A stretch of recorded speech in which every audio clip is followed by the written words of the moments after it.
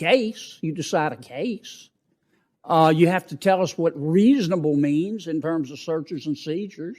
You have to help us define restraint of trade after we pass a statute. So, of course, judges make law. But I'm talking about the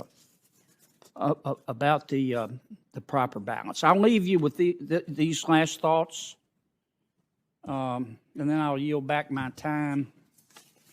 I want you to hear the words of one of, in my opinion, is one of our most distinguished Supreme Court justices. I'm going to read his words.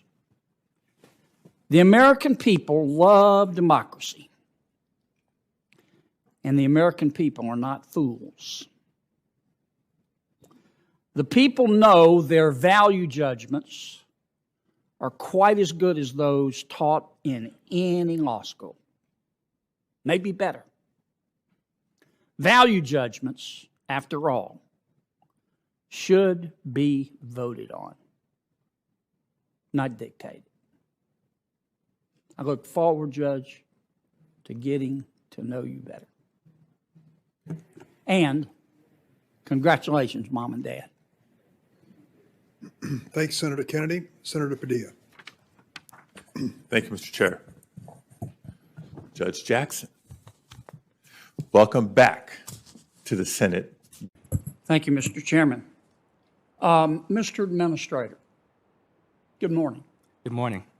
With respect to the Green New Deal climate change portion of the President's infrastructure bill, how much is it going to lower world temperatures?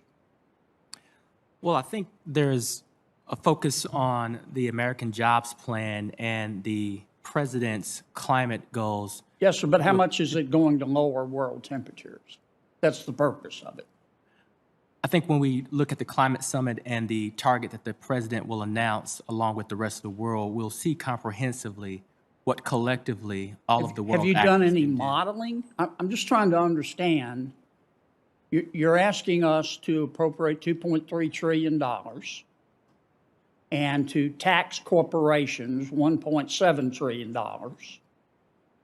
at least 50% of which will fall on the backs of workers, because when you tax something, you get less of it. And a big purpose of the infrastructure bill is to lower world temperatures. I mean, that's what global warming, climate change is. So my question is simple. What does your modeling show?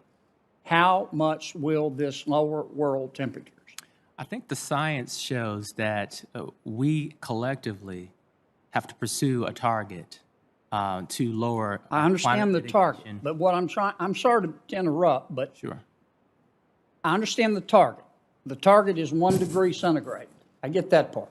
How much will this bill lower world temperatures?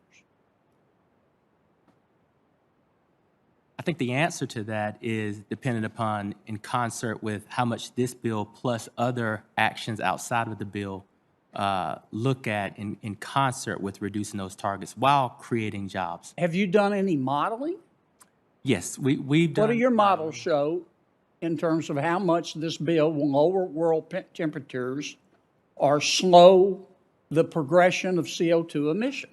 I don't think the modeling speaks specifically to what this bill in isolation will do. I think the modeling shows the targets that we have to look forward to. And so in addition to this bill, for instance, there are statutory authorities and other powers. But why are we doing this if we don't understand, haven't done modeling to show how much it's going to lower world temperature or lower the progression of CO2 emissions and methane?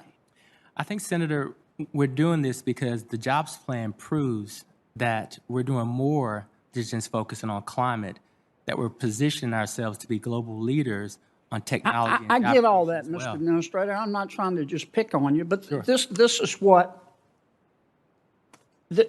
what Deputy Foreign Minister Li Zhongqing said last week of China on April 16th.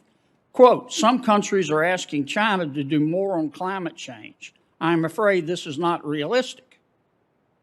So China produces about a third of the world's, really about 28% to be fair, of the world's CO2, okay? They're not going to participate, and we're going to spend $2.3 trillion. A lot of it is climate change.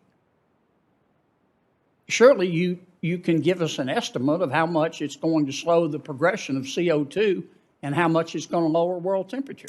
Well, I'm not quite sure I take the statement at face value from the Chinese representative. Well, maybe he's a liar, but let's put that aside. China's investing a lot of money in renewable energy and battery storage and being globally competitive in the very areas that this job bill I understand. highlights. You don't have a figure, do you, Mr. Administrator? A figure of, How much this is going to lower world temperature or reduce the progression of CO2 in the United States? I don't have a figure in front of me that You don't have it, do you? specifies how much in isolation this bill lowers the world temperature based on just U.S. participation. Right. So we're just going to spend $2.3 trillion and find out I think on a the wing and a prayer? I think the American Jobs Plan looks at more than just a prayer and a whim. I think it looks at some really good metrics that shows Right. that we can create Excuse me for millions of interrupting, jobs. but I'm about to run out of time. Let me ask,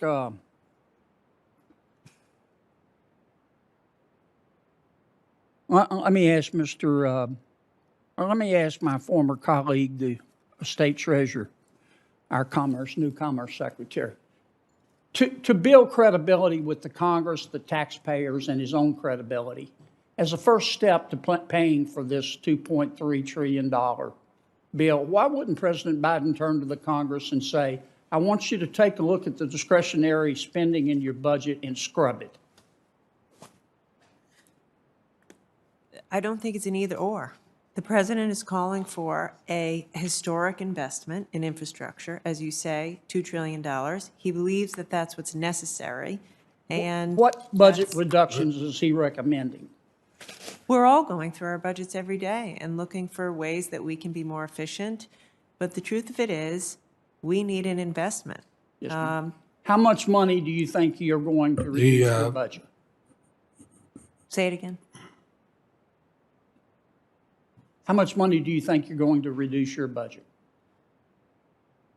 I don't have a great answer to that at the moment, but I can promise you it's not enough. We're not going to save our way out of decades of underinvestment in R&D and in infrastructure. Yes, we need to run an efficient, effective government, and the president's clear with us about that. We also need to invest to grow and to compete and to regain our competitive advantage. Right. Thank you, Mr. Chairman.